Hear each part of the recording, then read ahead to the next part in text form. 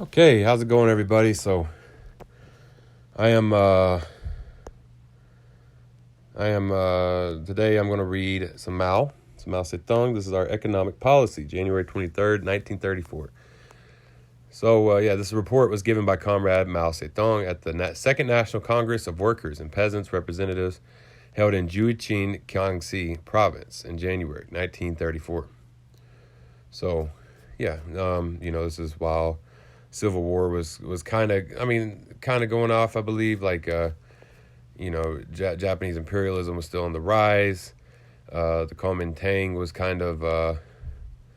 was letting the imperialists step in and exploit the place, because it was what was profitable for the Kuomintang, obviously. So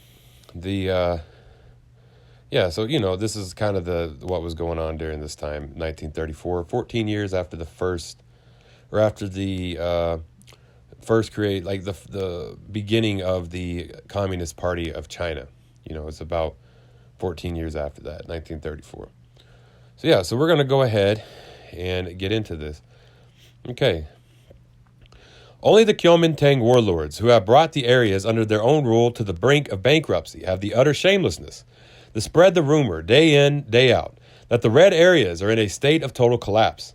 The imperialists and the Kuomintang are bent on wrecking the red areas, the work of economic construction now in progress there, and the welfare of the millions of workers and peasants who have achieved liberation. For this purpose, they have pursued a ruthless policy of economic blockade, in addition to organizing forces for military campaigns of, quote, encirclement and suppression, end quote.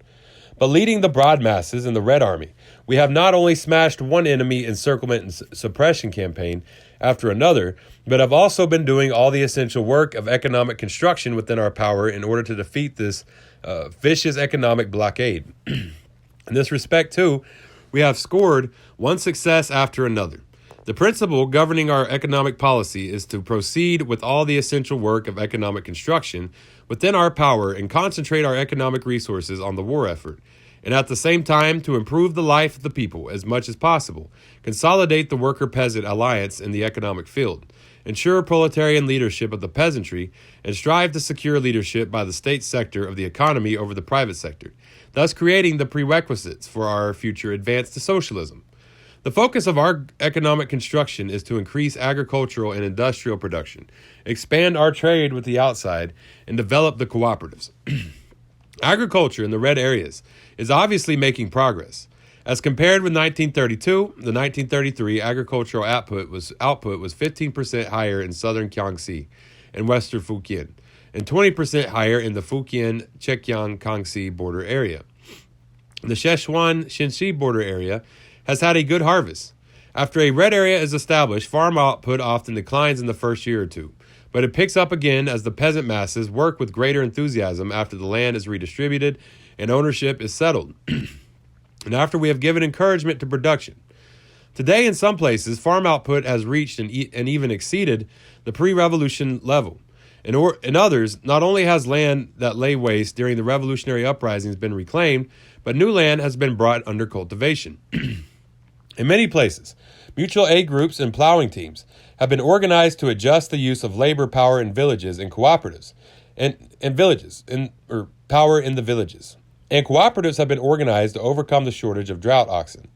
Moreover, the women are taking part in production in great numbers. None of this could have happened in the Kuomintang days. With the land in the hands of the landlords, the peasants then were neither willing to improve it, nor did they possess the means to do so. Only since we have distributed the land to the peasants and encouraged and rewarded production has their labor enthusiasm blossomed forth and great success in production have been achieved. It should be pointed out that in the present conditions, agriculture occupies first place in our economic construction.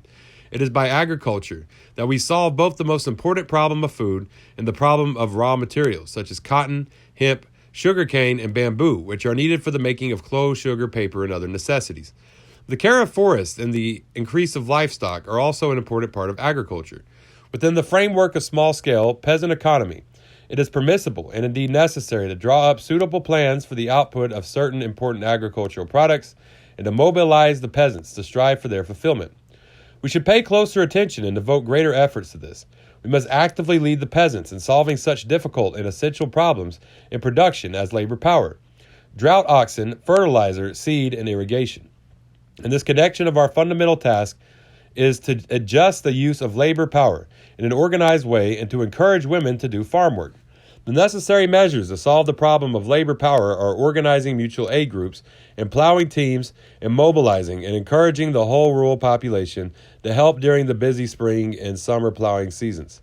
Another big problem is that quite a large proportion, about 25%, of the peasants are short of drought oxen. We must attend to organizing drought oxen cooperatives, encouraging the peasants without oxen to buy them for their common use through voluntary subscription to shares. Irrigation, which is the lifeblood of agriculture, also merits close attention. Of course, we cannot as yet bring up the question of state or collective farming, but it is urgently necessary to set up small experimental farms, agricultural research schools, and exhibitions of farm produce in various places to stimulate the development of agriculture. The enemy blockade has made it difficult for us to market goods outside our areas. There has been a decline in production in many handicraft industries in the red areas, notably tobacco curing and paper making. But the difficulties of sending goods out are not entirely insurmountable. We have an extensive market of our own because of the mass demand in our areas. We should systematically restore and develop handicrafts, and also certain industries, firstly to supply our own needs, and secondly for trade with the outside. In the last 2 years, and especially since the first half of 1933, many handicrafts and a few industries have begun to look up because of the attention we have begun to devote to them and the gradual development of producers' cooperatives by the people. The most significant fields are tobacco, paper, wolfram, camphor, farm implements, and fertilizers such as lime. Moreover, in our present circumstances, we should not neglect the manufacture of our own cotton cloth, medicines, and sugar. In the Fujian-Zhejiang-Jiangxi border area, some industries have been set up which were previously non-existent, such as paper making, cloth making, and sugar refining, and they are doing well. To relieve the shortage of salt, people have begun to extract it from nitre. It requires proper planning to keep industry going. With a scattered handicraft industry, detailed and comprehensive planning is of course impossible. But fairly detailed production plans are absolutely essential for certain important enterprises, and first and foremost for state and cooperative enterprises. Every one of our state and cooperative industrial enterprises must pay attention from the very beginning to making accurate estimates of raw material, output, and marketing prospects in both the enemy areas and our own. At the present time, it is particularly necessary for us to organize private external trading according to plan, and for the state to handle certain essential commodities directly, for instance, the import of salt and cotton cloth, the export of grain and wolfram, and the adjustment of grain supply within our areas. Such work was first undertaken in the Fujian-Zhejiang-Jiangxi border area and was started in the central area in the spring of 1933 with the establishment of the Bureau of External Trade and other agencies. Initial successes have been achieved in this connection. Our economy is made up of 3 sectors: state enterprise, cooperative enterprise, and private enterprise. At present, state enterprise is limited to what is possible and essential. State-operated industry and commerce have begun to grow, and they have boundless prospects. As regards to the private sector of the economy, we shall not hamper it. Indeed, we shall promote and encourage it, so long as it does not transgress the legal limits set by our government. For the development of private enterprises is essential to the interests of the state and the people at the present stage. Needless to say, private enterprise is now preponderant and will inevitably continue to occupy a dominant position for a considerable time. Today, private undertakings in the red areas are small in scale. Cooperative enterprise is growing rapidly. There are altogether 1,423 cooperatives of various kinds, with a total capital of over 300,000 yuan, according to the September 1933 figures for 17 counties in Jiangxi and Fujian. Consumers cooperatives and grain cooperatives head the list, with producers cooperatives coming next. Credit cooperatives have just started functioning. When the cooperative and the state enterprises become coordinated and grow over a long period of time, they will become a tremendous force in our economy and will gradually prevail and assume leadership over the private sector. Therefore, the greatest possible development of state enterprise and the extensive development of cooperative enterprise must go hand in hand with encouraging the development of private enterprise. With the support of the masses, we have issued economic construction bonds to the value of 3 million yuan in order to develop state enterprise and assist the cooperatives. Such reliance on the strength of the masses is the only possible way to solve the problem of funds for economic construction at this time. To increase our revenue by developing the economy is a basic principle of our financial policy. It has already brought tangible results in the Fujian-Chekiang-Kangxi border area and is beginning to do so in the central area too. It is the duty of our financial and economic organizations to apply this principle consciously. In this connection, we should make quite sure that the issuing of notes by the state bank is based primarily on the needs of economic development and only secondarily on purely fiscal needs. Drift should be the guiding principle in our government expenditure. It should be made clear to all government workers that corruption and waste are very great crimes. Our campaigns against corruption and waste have already achieved some results, but further efforts are required. Our system of accounting must be guided by the principle of saving every copper for the war effort, for the revolutionary cause, and for our economic construction. Our methods of spending state revenue must be strictly different from those of Kuomintang. At a time when the country is plunged in economic disaster, when hundreds of millions of people are suffering the terrible hardships of hunger and cold, the people's government in our areas is staunchly pressing ahead with economic construction for the sake of the Revolutionary War and in the interest of the nation, regardless of all the difficulties. The situation is perfectly clear.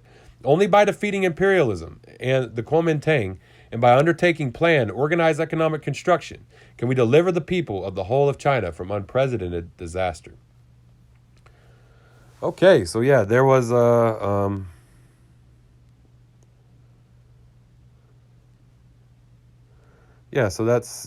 is our economic policy, January 23rd, 1934. Yeah, so let's see, we've got some notes here. I'll go ahead and read these extra notes. I'm not sure if Mao wrote these, but yeah, these are the notes. There is usually a decline in farm output in the first year or two after the establishment of a red area, chiefly because land ownership was not yet settled, and new economic order was not fully established during land distribution, so that the peasants could not yet set their minds fully on production. Mutual aid groups and plowing teams based on individual farming were formed by peasants in the red areas to facilitate production through a better organization of labor power, on the principle of voluntary participation and mutual benefit. The members did an equal amount of work for each other, or if one could not give another as much help as he received, he made up the difference in cash. Apart from helping each other, the teams have preferential treatment to the families of Red Army soldiers and worked for bereaved old folk without any pay except for meals during the work. As these measures of mutual aid were of great help to production and were carried out on a reasonable basis, they won the warm support of the masses. I think those were probably written by Mao. So yeah, kind of sound like his words. So this is on our economic policy, which was the report given by Mao Zedong at the Second National Congress of Workers. And yeah, well, thank y'all for tuning in. Y'all have a great day. This is Marxist Saw. Follow me on Facebook, Twitter, YouTube, TikTok, Tumblr, and Medium. And y'all have a great day. Do a lot of go.